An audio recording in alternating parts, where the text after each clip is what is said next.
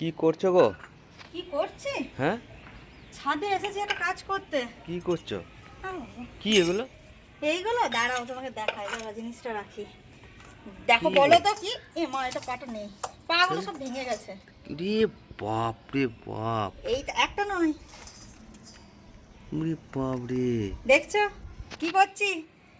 এইগুলো হচ্ছে সামুদ্রিক কাঁকড়া। রে বাপ রে! কোথায় পেলে?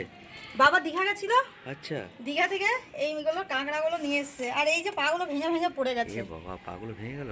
নিয়ে এই কাঁকড়াটা ছাড়াবো, ছাদে আচ্ছা এসেছি। আচ্ছা। কাঁকড়ার মধ্যে মনে হচ্ছে ডিম টিম হয়েছে, দেখছি হুম ছাড়াবো আর রান্না করব। হুম। তাহলে তোমাদের সাথে চলো কাঁকড়াগুলো শেয়ার করি, আচ্ছা ঠিক কেমন আছে। করে রান্না করব। ঠিক আছে, ছাড়িয়ে নাও তাহলে। কাঁকড়ার পাগুলো এরকম করে মোচড় দিলেই জানো তো ছেড়ে যায়। কাঁকড়ার পাগুলো ভাঙা খুব একটা শক্ত নয়, এই যে। আর এটা সামুদ্রিক কাঁকড়া তো একটু নরম হয়। এই যে ছেড়ে যাচ্ছে। এই কাঁকড়াটা ডিম হয়েছে, দেখছো? ডিম হয়েছে, এই যে। এই ছোট ছোট দাঁড়াগুলো ভাঙতে হয় না।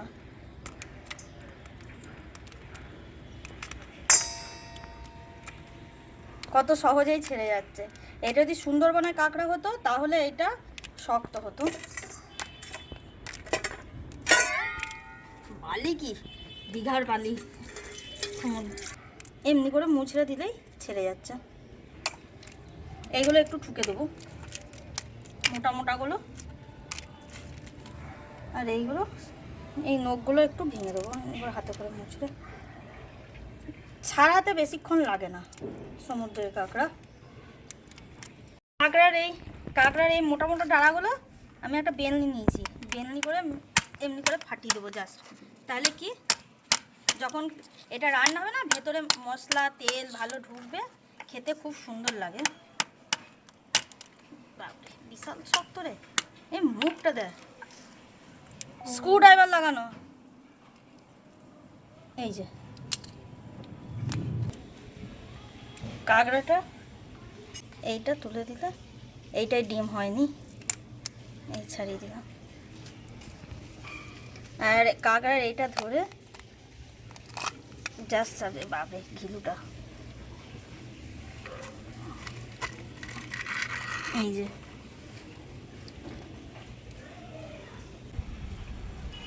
দেখছেন কতটা করে ঘিলু মধ্যে? এটার মধ্যে যে ঘিলুগুলো আছে, আমি একটা বাটি আর এই চামচের মাধ্যমে জাস্ট এমনি করে একটু টানলেই দেখবেন বেরিয়ে চলে আসবে। আর এইটা কখন আপনারা ব্যবহার করবেন, রান্নাটা দেখতে থাকুন, আমি আপনাদের বলে দেবো কখন। দেখবেন ঘিলুটা পুরোটাই বেরিয়ে চলে এলো। আর এই কালো এইগুলো থাকে, এইগুলোকে জাস্ট এরকম করে ফেলে দিতে হবে, ছাড়ালেই ছেড়ে যায়। আর সমুদ্রের কাঁকড়া নরম তো দীঘার, এই যে অনায়াসে ছেড়ে যাচ্ছে।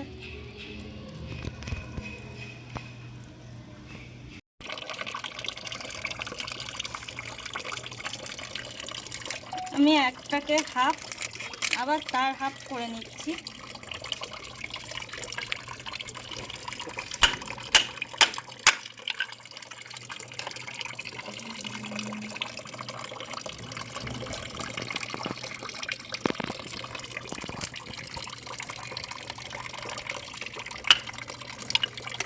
আপনারা এই কাজটা বটি দিয়ে করতে পারেন, আমার ছুরি দিয়ে সুবিধা হলে আমি ছুরি দিয়ে করে নিয়েছি।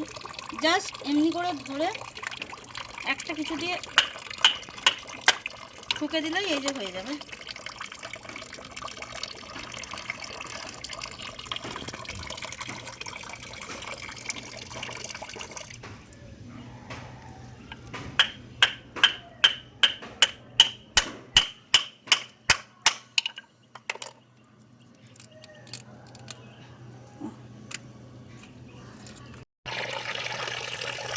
জল দিয়ে যতই ধুচ্ছি শুধু বালি, সমুদ্রে থাকে শুধু বালি বেরোচ্ছে।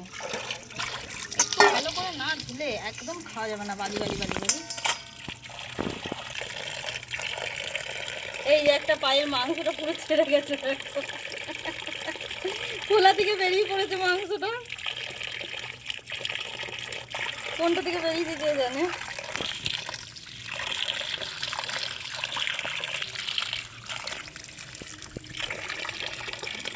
কড়াইতে একটা জায়গা নিয়ে এসেছি, দুটো জায়গা আনলে ভালো হতো, এই এক হাতে ধরে থাকতে হবে। কড়াইটা গ্যাসে বসিয়ে দিয়েছি, আর এইদিকে আমার কাঁকড়াগুলো ধুয়ে নিয়ে চলে এসেছি। প্রথমে কাঁকড়াগুলো আমি একটু তেলে ভেজে নেব, তার জন্য আমি দিয়ে দিলাম কড়াইতে পরিমাণ মতো তেল। গ্যাসের ফ্লেমটা এই সময় হাই থাকবে।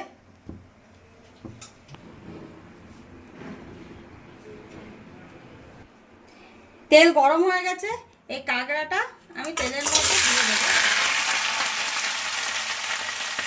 ভালো করে ভেজে নিলে কাঁকড়ার যে স্ট্রং একটা ফ্লেভার থাকে সেটা চলে যায়। কাঁকড়া আমার ভাজা হয়ে গেছে, এবার এটা আমি একটা পাত্রে ঢেলে নেব। এর থেকে বেশি ভাজার প্রয়োজন নেই, স্ট্রং স্মেলটা এই ভাজলেই চলে যায়।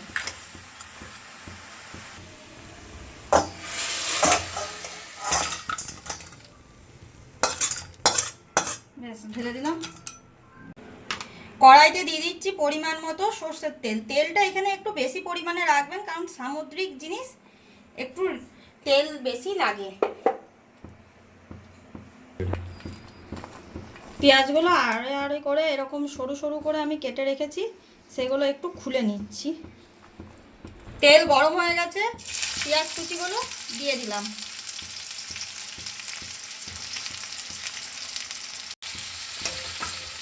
পেঁয়াজটা ভাজতে একটু সময় লাগে, এই প্রসেসটা আমি একটু ফাস্ট করার জন্য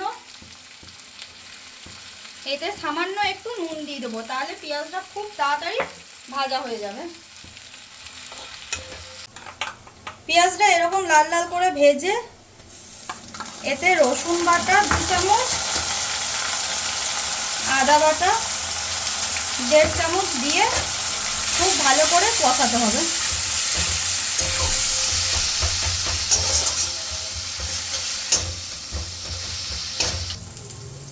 মশলাটা কষা হয়ে গেলে রঙের জন্য দেব হলুদ গুঁড়ো আর কাশ্মীরি লঙ্কার গুঁড়ো, এটা কিন্তু ঝাল হয় না। এবার এটাকে খুব ভালো করে নেড়ে নিলেই কালারটা যত নাড়বেন তত ভালো ফুলবে। এখানে একটু জল ব্যবহার করলে টেস্টটা কিন্তু আসবে না, এটাকে জল ব্যবহার করা যাবে না। দিচ্ছি 1 চামচ ধনে গুঁড়ো,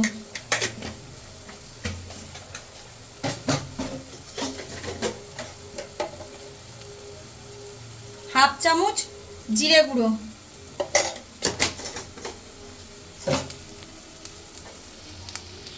স্বাদ অনুযায়ী নুন। এটাকে মশলার সাথে খুব ভালো করে আপনাদের নেড়ে নিতে হবে।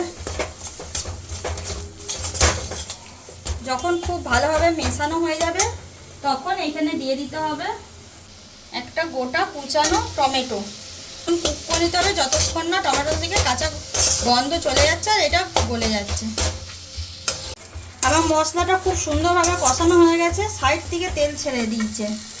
এই সময় দেব ঝালের জন্য কুচানো কাঁচা লঙ্কা। আপনারা শুকনো লঙ্কা ব্যবহার করতে পারেন, আমি এখানে কাঁচা লঙ্কায় ব্যবহার করলাম। আর এই সময় আমি যে ঘিলুটা বার করে রেখেছিলাম সেই ঘিলুটা এখন মিশিয়ে দেবো। এই যে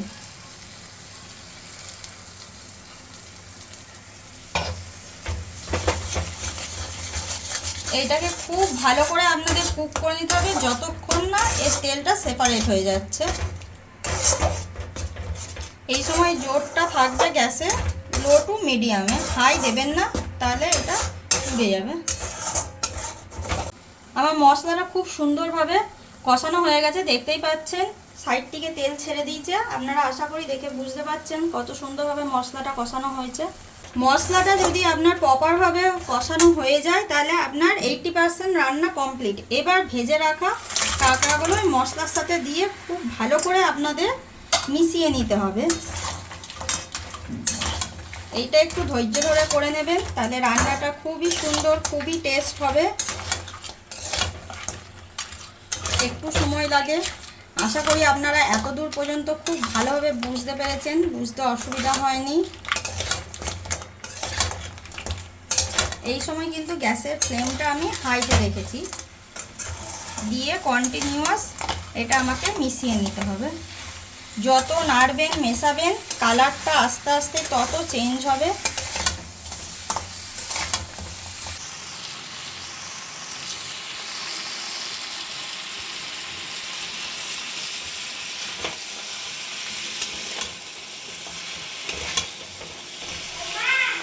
আমার মশলা কষানো হয়ে গেছে, আমি গরম জল করে নিয়েছি, সেই গরম জল অল্প দেব।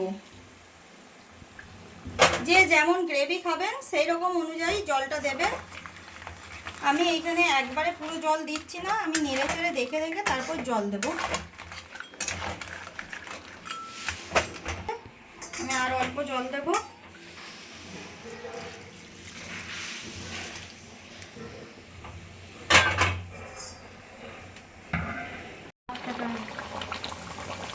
আমার ঝোল রান্না হয়ে গেছে, কাঁকড়ার ঝাল। আমি আর এটা শোকাবো না, আমাদের এরকমই একটু গ্রেভি পছন্দ, তাই আপনারা চাইলে এটা আর একটু শোকাতে পারেন। আমার এটা হয়ে গেছে রান্না, খেতে অসাধারণ হয়, দুর্দান্ত হয়। এর আগে আমরা ট্রাই করেছি, তাই এই রেসিপিটাই করলাম। কাঁকড়ার অনেক রকম রেসিপি হয়, তা আপনাদের সাথে এই ইজি প্রসেসটা দেখালাম। আপনারা অতি অবশ্যই বাড়িতে ট্রাই করবেন। দেখছেন কত সুন্দর দেখতে হয়েছে, কালারটা দুর্দান্ত এসেছে আর খেতেও দুর্দান্ত হয়। আমি এটা গ্যাস অফ করে দিলাম, আমার হয়ে গেছে। এই রেসিপিটা আপনারা অবশ্যই একবার বাড়িতে ট্রাই করবেন, খেতে খুবই সুন্দর হয়, অপূর্ব স্বাদের হয়। আমি গ্যারান্টি দিয়ে বলছি, এইভাবে যদি আপনারা কাঁকড়া রেঁধে খান বারবার রেঁধে খাবেন এইভাবে। তা আজকে এই পর্যন্তই। আপনারা দেখছিলেন তনুর ঘরকন্যা। আবার দেখা হবে আপনাদের সাথে পরের একটা নতুন ভিডিও নিয়ে। ভালো থাকবেন, সুস্থ থাকবেন।